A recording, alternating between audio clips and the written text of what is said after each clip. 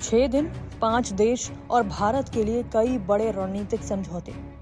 प्रधानमंत्री नरेंद्र मोदी की हालिया विदेश यात्रा सिर्फ कूटनीतिक दौरा नहीं थी, बल्कि ऊर्जा, रक्षा, टेक्नोलॉजी और ग्लोबल साझेदारी को मजबूत करने की बड़ी कवायद मानी जा रही है। 15 मई को नई दिल्ली से शुरू हुई ये यात्रा यूएई, नीदरलैंड, स्वीडन, नॉर्वे और आखिर में इटली तक पहुंची।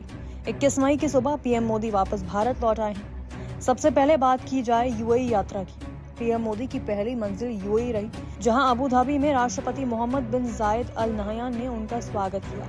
इस दौरे में भारत और यूएई के बीच स्ट्रैटेजिक डिफेंस पार्टनरशिप फ्रेमवर्क पर हस्ताक्षर हुए। इसके अलावा पश्चिम एशिया में बढ़ते तनाव और ऊर्जा संकट के बीच भारत की एनर्जी सिक्योरिटी मजबूत करने के लिए स्ट्रैटेजिक पेट्रोलियम रिजर्व में 3 करोड़ बैरल कच्चे तेल के योगदान और एलपीजी सप्लाई को लेकर अहम समझौते किए गए। यूएई ने भारतीय बाजारों में $5 बिलियन के निवेश पैकेज की भी घोषणा की है। साथ ही दोनों देशों ने हॉर्मुज क्षेत्र में सुरक्षित समुद्री आवाजाही की जरूरत पर जोर दिया। अगले देश नीदरलैंड्स की बात करें तो नीदरलैंड यात्रा भारत के टेक्नोलॉजी सेक्टर के लिहाज से काफी अहम रही। भारत और नीदरलैंड्स ने अपने स्ट्रैटेजिक पार्टनरशिप को अपग्रेड किया। इस दौरान डच सरकार ने 11वीं सदी की चोल साम्राज्य की ऐतिहासिक ताम्र पट्टिकाएं भारत को सौंप दी। सबसे बड़ी उपलब्धियों में से एक रही एएसएमएल और टाटा इलेक्ट्रॉनिक्स के बीच भारत में सेमीकंडक्टर फैब्रिकेशन प्लांट और तकनीकी सहयोग को लेकर हुई अहम डील। तीसरे देश स्वीडन की बात करें तो स्वीडन की 2 दिवसीय यात्रा में पीएम मोदी ने प्रधानमंत्री उल्फ क्रिस्टरसन से मुलाकात की। दोनों देशों ने संबंधों को रणनीतिक साझेदारी के स्तर तक ले जाने, संयुक्त नवाचार साझेदारी के दूसरे चरण और भारत स्वीडन टेक्नोलॉजी और एआई कॉरिडोर शुरू करने पर सहमति जताई। इसके साथ ही अगले 5 सालों में द्विपक्षीय व्यापार को दोगुना करने का महत्वाकांक्षी लक्ष्य भी रखा। फिर बात करें नॉर्वे की। नॉर्वे यात्रा को भारत की ग्रीन और समुद्री रणनीति के लिहाज से बेहद अहम माना जा रहा है। भारत और नॉर्वे ने ग्रीन स्ट्रैटेजिक पार्टनरशिप की घोषणा की और कुल 12 बड़े समझौतों पर हस्ताक्षर किए। इनमें ग्रीन हाइड्रोजन, पवन ऊर्जा, carbon capture technology, green shipping और पोर्ट इंफ्रास्ट्रक्चर जैसे क्षेत्रों में सहयोग शामिल है। इसके अलावा इंडियन स्पेस रिसर्च ऑर्गेनाइजेशन और नॉर्वे के बीच अंतरिक्ष अनुसंधान और बाहरी अंतरिक्ष के शांतिपूर्ण उपयोग को लेकर भी समझौता हुआ।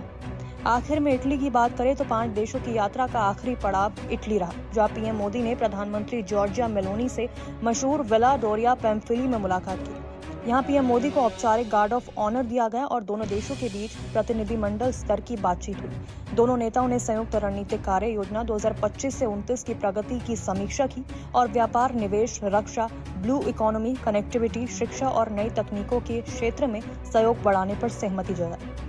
इसके अलावा वैश्विक जियोपॉलिटिकल हालात और अंतर्राष्ट्रीय सुरक्षा से जुड़े मुद्दों पर भी विस्तार से चर्चा हुई। प्रधानमंत्री मोदी की ये 5 देशों की यात्रा कई मायनों में भारत की बदलती वैश्विक रणनीति का संकेत मानी जा रही है। एक तरफ भारत ने ऊर्जा सुरक्षा और रक्षा सहयोग को मजबूत किया तो दूसरी तरफ सेमीकंडक्टर, एआई, ग्रीन हाइड्रोजन और अंतरिक्ष तकनीक जैसे भविष्य के क्षेत्रों में भी बड़े कदम बढ़ाए। इस दौरे ने यह साफ कर दिया है कि भारत अब सिर्फ एक बड़ा बाजार नहीं, बल्कि वैश्विक सप्लाई चेन, नई तकनीकों और रणनीतिक साझेदारियों का अहम केंद्र बनने की दिशा में तेजी से आगे बढ़ रहा है। यूरोप से लेकर खाड़ी देशों तक भारत की बढ़ती कूटनीतिक पकड़ और आर्थिक प्रभाव अब दुनिया की राजनीति और व्यापारिक समीकरणों में साफ दिखाई देने लगी है।